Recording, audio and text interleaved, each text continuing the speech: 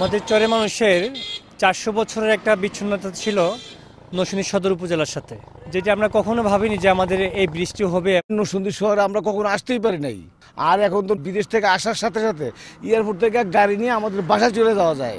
অনেক ভোগান্তির মাধ্যমে নৌকা দিয়ে যাইতে হতো, এখন অটোতে উঠলে আপনার ডাইরেক্ট বাসার সামনে যাই নামতে পারি। রাত্র নাই সকাল নাই, সবসময় চলাফেরা করতে পারতাছি, নৌকার জন্য বসে থাকতে হয় না।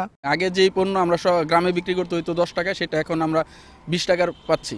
প্রেগনেন্ট মহিলা নিয়ে হাসপাতাল আসতে আসতে হয়, অনেক সময় দেখা গেছে ডেলিভারি নৌকাতে হইতো। ব্রিজ হওয়াতে সময় কম লাগে, আমরা খুব দ্রুত পার হতে পারি।